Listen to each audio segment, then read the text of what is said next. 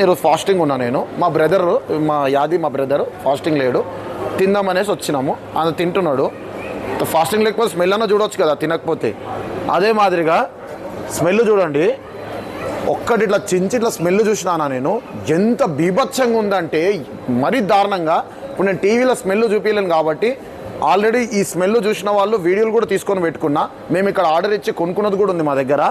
ఒకటే రోజు ఇది స్టోర్ ఓపెన్ అయ్యి 11 o'clockకి, ఇప్పుడు టైం అవుతుంది 4:30 సుమారుగా అవుతుంది. నేను 2 o'clockకి అంటే సుమారుగా 3-3:30 గంటలల్లో ఇంతగానం రిటర్న్ ఇచ్చిర్రు. ఇది ఉంది కదా, ఈ డిష్ చూడండి, 4 వింగ్స్, 1 2 3 4 వింగ్స్ కొనుక్కున్నారు.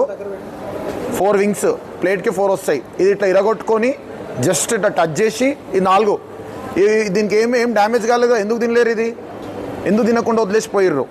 తర్వాత బర్గర్, 2 బర్గర్లు ఆర్డర్ ఇచ్చుకొని కమ్సకం దీన్ని టచ్ కూడా చేయట్లేదు. ఇంత దారుణంగా నేను పట్టుకుంటే కూడా ఈ స్మెల్ ఒకసారి మీరు చూడండి, మరీ దారుణంగా స్మెల్.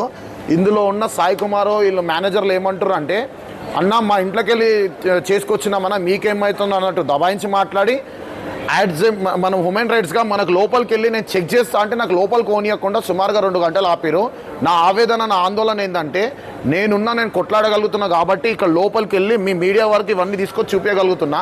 ఎంతోమంది నిరుపేద ప్రజలు, తెలియని వాళ్ళు, గరీబోళ్ళు, వాళ్ళు ఇది మసాలా అనుకొని అదొక ఫ్లేవర్ అనుకొని తినేసి సుమారుగా మన హైదరాబాద్లో రోజుకి 1000 నుంచి 1500 మంది బెడ్ల పైన పడిపోతున్నారు. మీ మీడియా వాళ్ళకు కూడా నేను రిక్వెస్ట్ ఏం చేస్తున్నా అంటే, ఎన్నో రోడ్ల పైన బజ్జీలు సమోసాలు అమ్ముకునేటోళ్ళ దగ్గర కాదు అన్న, తప్పుగా అనుకోకండి.